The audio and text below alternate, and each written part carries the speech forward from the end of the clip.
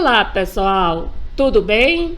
Na aula de hoje vamos conhecer as causas que levaram à eclosão da Primeira Guerra Mundial, bem como todo o desdobramento desse conflito conhecido como a Grande Guerra.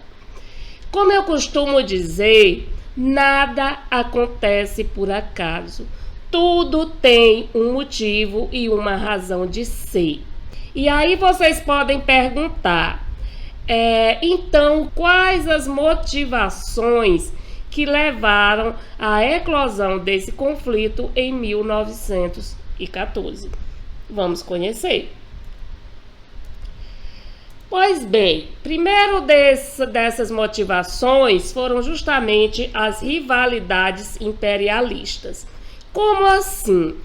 Essas rivalidades imperialistas entre as principais potências da época, ela vai ser explicada justamente pelo processo de industrialização pela qual passavam essas potências europeias no final do século XVIII e início do século XIX. Como a gente sabe, o país pioneiro da Revolução Industrial, que deu pontapé inicial na produção em larga escala, na produção industrial, foi a Inglaterra, ainda no século XVIII. No entanto, alguns países posteriormente, início do século XIX, também começaram a produzir produtos industrializados, ou seja, começaram a dar início à Revolução Industrial em seus respectivos países. A Alemanha e a Itália, elas vão se unificar tardiamente. A Inglaterra, como eu falei anteriormente, ela já vinha produzindo produtos industrializados desde o século XVIII. A Alemanha, por exemplo, só vai dar início à Revolução Industrial depois da sua unificação. Como assim? Porque até 1870 a Alemanha não era um estado unificado. A Alemanha era formada por cerca de 30 cidades-estados independentes que formavam a Confederação Germânica. E as duas principais cidades-estados da Confederação Germânica eram a Áustria e a Prússia. E com o objetivo de se tornar um estado unificado, em 1870, 1871, a Prússia e a Áustria vão liderar uma guerra contra a França. A França era contrária um estado unificado, um vizinho, forte. E a Áustria, como eu disse, e a Prússia vão liderar todo esse processo aí de unificação da Alemanha, que após a Guerra Franco-Prussiana vai se tornar a Alemanha. Então, a França, na Guerra Franco-Prussiana, que é nada mais, nada menos do que a guerra pela unificação da Alemanha, vai ser derrotada pela Confederação Germânica e a Alemanha se unifica. E a partir daí, a Alemanha, aí sim, vai dar início o seu processo, melhor dizendo, a Revolução Industrial em seu país. E a partir daí, a Alemanha cresce muito rapidamente. Tanto que, no início do século XX, a Alemanha era uma potência industrial em franco crescimento. Por exemplo, a Alemanha, a população alemã, era de 41 milhões de habitantes em 1870, ano da Guerra Franco-Prussiana. E em 1914, ano que deu início à guerra, ela já tinha uma população de cerca de 66 milhões de habitantes. A produção de carvão nesse país aumentou nada mais, nada menos de que cerca de 800%, quase atingindo a produção inglesa. E aí vem a questão: o país que vai se sentir ameaçado com esse vertiginoso crescimento da Alemanha, claro, é a Inglaterra. Nenhum país causou tanto temor aos ingleses quanto a Alemanha. Tanto que, às vésperas da Primeira Guerra, a Alemanha produzia 2/3 do aço de toda a Europa.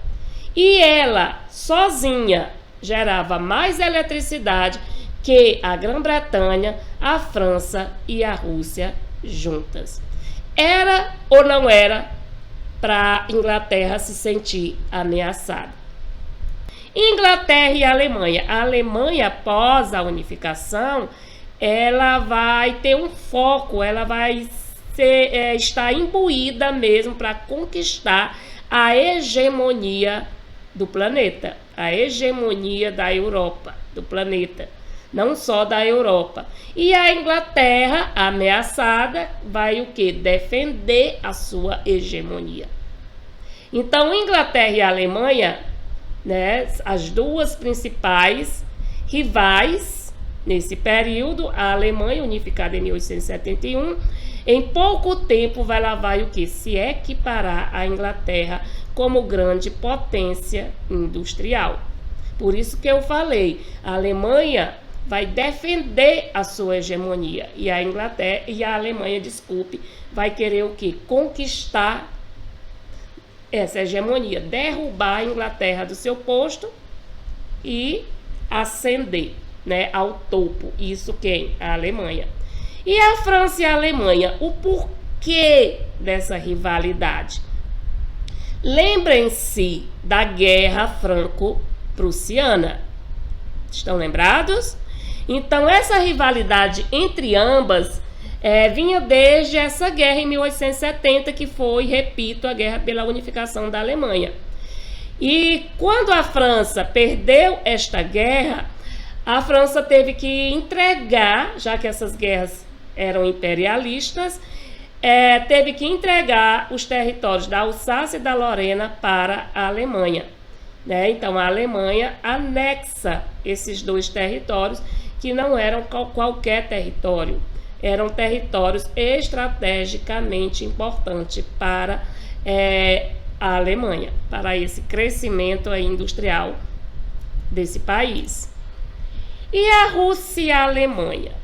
Qual a razão dessa rivalidade? Então, observem que a Alemanha, ela cultivou, né, imbuída para conquistar a hegemonia econômica da Europa, do planeta, ela estava realmente imbuída e ela, diante disso, ela cultivou vários inimigos, como a gente pode observar. Então, a rivalidade com a Rússia vai se dar por causa da região dos estreitos. Quais estreitos, professora? Bósforo e Dardanelos. Esses estreitos estavam sob domínio turco, né? E a Rússia interessava ter acesso a essa passagem. Passagem esta que levava do Mar Negro ao Mar Mediterrâneo. Os russos queriam dominar esses estreitos para obter uma saída justamente para o Mar Mediterrâneo, né? Como eu repito, estreitos estes que estavam sob domínio turco. A Rússia e a Áustria, por que a razão da rivalidade entre ambas? O Império Austro-Húngaro, nesse período, era um império multiétnico. Ou seja, era um estado, um império formado por várias etnias. Croatas, itálicos, germânicos, eslavos. Então, o Império Austro-Húngaro dominavam vários povos. E os eslavos, a exemplo, exigiam a sua independência da Áustria-Hungria. E a Rússia, claro, apoiava as reivindicações separatistas desses povos. Certo? E um desses povos era a Sérvia, que queria unir todos os povos dessa etnia. Só que muitos dos povos eslavos estavam sob domínio da Áustria-Hungria e outros sob domínio dos turcos. Então, a Rússia e a Sérvia, né, a Rússia vai apoiar a Sérvia, vão se unir, né, e apoiar essas reivindicações separatistas de independência desses povos. E por falar em ideologia nacionalista, o nacionalismo, que vai ser, claro, uma das causas, além do imperialismo, além das rivalidades imperialistas, como a gente acabou de mencionar, o nacionalismo também vai abalar muito, vai em contraposição, vai na direção contrária aos interesses austro-húngaros, como vocês podem observar. Porque se o nacionalismo, ele é um movimento político baseado no patriotismo exagerado, no temor, no ódio ao estrangeiro, na idealização da expansão territorial. Se eu digo idealização da expansão territorial, em uma palavra, a gente pode estar resumindo em quê? Imperialismo. Na conquista, no próprio ato de guerra. Por isso que é um movimento extremista, levado às últimas consequências. E esse nacionalismo que prega esse patriotismo exacerbado, como eu falei, vai na direção contrária aos interesses austro-húngaro. Por quê? Porque o Império Austro-Húngaro, sendo um Estado multiétnico, os eslavos, como a exemplo, vão começar a exigir a sua independência, a sua separação, e a Rússia se coloca aí como protetora, como apoiadora desses ideais separatistas. Pois bem, e dentre algumas dessas ideologias nacionalistas, nós temos a Grande Sérvia, que eu inclusive já mencionei, consistia em estender a unificação política dos povos eslavos da Península Balcânica, com o apoio da Rússia, como já mencionado. A Sérvia liderava a unificação desses povos e a Rússia apoiava a Sérvia nesse objetivo. O revanchismo francês foi resultado daquele, como o próprio nome diz, revanchismo lembra o quê? Vingança. Vingança a quem que a França desejava? Contra a Alemanha. Por quê? Porque a França perdeu a Guerra Franco-Prussiana e a França queria o quê? Reaver os territórios da Alsácia e da Lorena, territórios estes que foram anexados pela Alemanha, né, ao fim da Guerra Franco-Prussiana em 1871. Então, esse revanchismo francês é um desejo de vingança contra os alemães. Então, o pan-eslavismo russo é aquela questão que, inclusive, a gente já mencionou, é aquele interesse da Rússia em apoiar a unificação dos povos eslavos, particularmente daqueles que eram dominados pelo Império Austro-Húngaro. Daí a razão da Rússia apoiar a Sérvia nesses ideais separatistas. E o pan-germanismo alemão preconizava a expansão da Alemanha com a incorporação de todos os povos de origem germânica que habitavam a Europa Central. Então, o nacionalismo ele se desmembrou em várias ideologias nacionalistas in loco, ou seja, internas em determinadas regiões aí, como era o caso na Sérvia, na região dos Balcãs, o pan-eslavismo russo na Rússia, o pan-germanismo alemão, ou seja, o nacionalismo pregava a unificação dos povos que tinham a mesma etnia, como o caso, a exemplo dos eslavos, como é o caso dos germânicos. Então, o nacionalismo, observem, pregando a unificação de povos da mesma etnia, se contrapõe aos interesses austro-húngaro, né? Então, o Império Austro-Húngaro se sente aí ameaçado com essas ideologias nacionalistas, claro. O período da Paz Armada é o período que vai da unificação da Alemanha, 1870, ao início da Primeira Guerra Mundial, 1914. Durante esse período de 44 anos, essas potências, elas não se confrontaram militarmente falando, mas foi um período de rivalidade, como a gente viu, e de hostilidade entre elas. Então, diante disso, diante dessa visão dessas potências, que a guerra era questão de tempo, esse período vai ser o período em que essas potências vão se equipar, se preparar para uma possível guerra. Essas potências vão investir maciçamente na indústria bélica, treinar suas forças armadas, ou seja, em busca aí da hegemonia do continente. O estopim da guerra nada mais foi do que o assassinato do herdeiro do Império Austro-Húngaro pela Sociedade Mão Negra, apoiado por militares sérvios. O estopim da guerra. Por que eu enfatizo isso? Porque não confundir causa com pretexto. As motivações que levaram à eclosão da Primeira Guerra Mundial foi tudo aquilo que a gente mencionou até agora. O assassinato do herdeiro do trono austro-húngaro nada mais foi do que um pretexto para aquelas potências declararem guerras uns aos outros. Então, quando o herdeiro do trono é assassinado, a Áustria-Hungria abre toda uma investigação e chega à conclusão que o assassino partiu da Mão Negra, que era uma sociedade terrorista apoiada por militares sérvios. E aí a Áustria-Hungria declara guerra à Sérvia. Quando a Áustria-Hungria declara guerra aos sérvios, quem apoiava os sérvios naqueles ideais separatistas? A Rússia. E aí a Rússia declara guerra à Áustria-Hungria e vem em socorro aos sérvios, claro. Quando a Rússia declara guerra aos austríacos, húngaros, a Alemanha declara guerra à Rússia.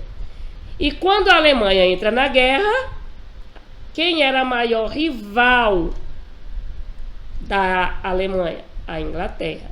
E aí tem início a Primeira Guerra Mundial, ok? E a política de alianças começa a guerra, mas lá naquele período da Paz Armada já tinham se formado essas políticas de alianças. A Tríplice Aliança, formada em 1892, era formada pela Alemanha, Itália e, claro, o Império Austro-Húngaro. E a Tríplice Entente, formada em 1907, era formada justamente pela Inglaterra, França e Rússia. Então, são esses dois blocos que se formaram naquele período da Paz Armada que vão se confrontar aí durante esses 4 anos de guerra. E a primeira fase da guerra foi a guerra de movimento. Guerra de movimento, como o próprio nome já diz, movimento, tática ofensiva da Alemanha, por esse plano aqui, né, que era chamado de guerra relâmpago, que nada mais era do que uma tática ofensiva e defensiva que movimentava o exército alemão em 2 frentes. Na frente ocidental, contra a França, e na frente oriental, contra a Rússia. Nessa fase da guerra, a Alemanha pretendia atacar os inimigos na frente ocidental o mais rapidamente possível, sem dar tempo do inimigo se preparar, se defender. Por isso que era chamado de guerra relâmpago. E a guerra de trincheiras era uma guerra de posição. Se a guerra de movimento, a gente pode caracterizar ela como conquistar território, que nesse período da guerra de movimento, a Alemanha ela vai conquistar a Bélgica, Luxemburgo, para poder chegar à França. E conquista outros territórios também, Dinamarca, por exemplo. Então é conquistar território, movimentação dos exércitos da Alemanha. Já a guerra de trincheiras é guerra de posição. Aqui, nessa fase da guerra, ela vai se caracterizar pela defesa, defender os territórios conquistados. Então, esse período da guerra foi o mais, vamos dizer assim, crítico, mais difícil para os soldados que estavam nos frontes, na frente, né, na frente de batalha. Por quê? Ela vai se caracterizar por uma guerra de posição, de difícil penetração e de grande desgaste físico e psicológico. As trincheiras, pessoal, eram covas cavadas dentro do chão, protegidas por saco de areias e arame farpado. Nessas covas, que tinha em média a altura, né, da base do chão para dentro do chão, a altura de um homem, de 1,70, 1,80, e era bem estreito mesmo, onde eles ali faziam tudo, guardavam mantimentos, comida, armas. Eles não podiam subir porque o inimigo estava bem à frente. Então, se um soldado, um colega morresse, não tinha como ele subir para enterrar. Então, eles conviviam com esses cadáveres. E aí a proliferação de ratos, de doenças. Por quê? Porque se chovia, por exemplo, essas covas, essas valas inundavam de água. Então, esses soldados ficavam até dias encharcados. Então, muitos soldados morreram mais por conta dessas dificuldades dessa fase da guerra do que mesmo pelos conflitos em si. E aí, em 1917, por conta de problemas internos, que foi a Revolução Russa de 1917, a Rússia, que estava lá no bloco da Entente, ela sai da guerra, devido justamente ao fato dos bolcheviques terem implantado o regime socialista naquele país. E para sair da guerra, os bolcheviques assinaram o Tratado de Brest-Litovsk, que nada mais foi do que a rendição da Rússia para sair do fronte, né, do fronte.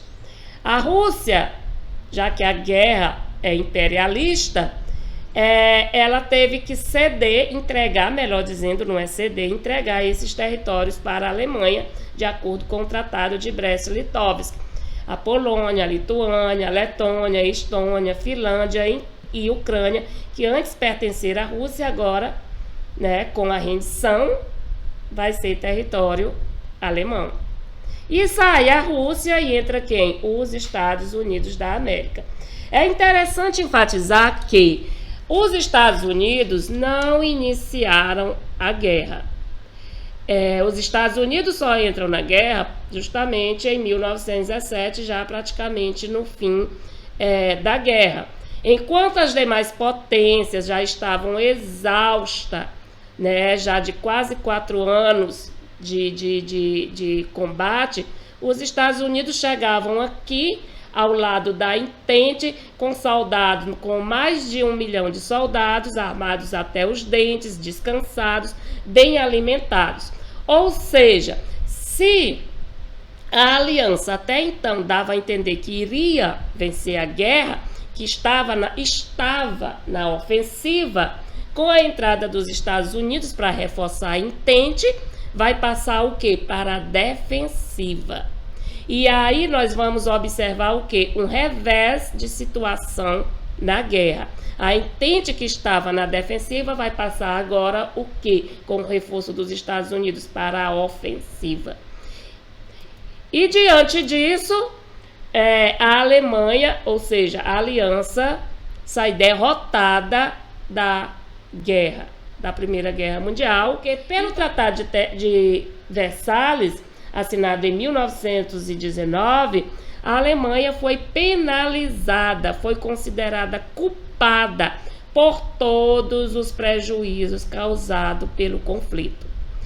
E entre outras cláusulas do tratado, a Alemanha, que havia anexado a Alsácia e a Lorena da França lá na Guerra Franco-Prussiana, vai ter que devolver agora pelo tratado.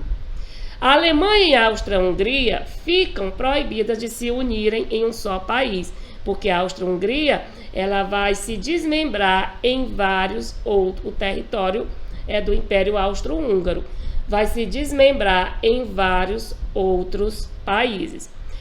Outro tópico, outra cláusula aí do tratado é que parte do território alemão foi cedido à Polônia, incluindo a saída para o mar que separava a Prússia Oriental do restante da Alemanha, que é aquele conhecido corredor polonês. A Alemanha foi desarmada, ela foi proibida de se militarizar e o exército alemão foi reduzido a nada mais, nada menos a 100 mil homens. Foi proibida de ter marinha de guerra, tanques, aviões e artilharia pesada. A Alemanha devia pagar o quê? Indenizações de guerra aos vencedores. Inclusive, essa cláusula, aliás, todo o tratado, ela vai ter como consequência um grande prejuízo econômico para a Alemanha, que inclusive vai trazer consequências futuras e vai ser, inclusive, esse tratado uma das causas da Segunda Guerra Mundial. Mas aí é outra história à frente. E aí nós vamos ter o quê? O fim da Era Europeia. Por que o fim da Era Europeia? Porque com o fim da guerra, nós vamos observar a decadência da Europa. Porque até então, o centro das decisões mundiais era a Europa. Mais precisamente aonde, professora? Na Inglaterra. Então, o centro das decisões mundiais deixa de ser a Europa e vai passar a ser aonde? A América. Mais precisamente aonde? Nos Estados Unidos. Outra coisa que vale salientar é o seguinte. Lá no início, quando estávamos vendo as rivalidades imperialistas, Inglaterra e Alemanha, a Inglaterra entrou na guerra com o intuito de quê? De defender sua hegemonia, né, econômica, defender. E a Alemanha queria o quê? Conquistar. E aí a razão do fim da Era Europeia. Nem Inglaterra, nem Alemanha, e sim Estados Unidos da América. E para finalizar, eu acho essa frase, já que estávamos falando de guerra, bem interessante para a gente encerrar essa aula. Voltaire diz: a história dos grandes acontecimentos do mundo não é mais do que a história dos seus crimes. E a Primeira Guerra não nos deixa mentir.